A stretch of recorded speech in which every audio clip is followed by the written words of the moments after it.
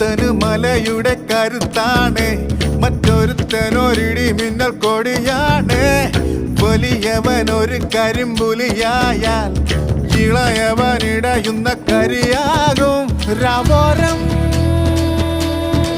ചായുവാൻ ഒന്നാണേ പൂങ്കുടിൽ. പൂവട്ടം കണ്ടാലോ തുടരുന്നു കുളമ്പടികൾ.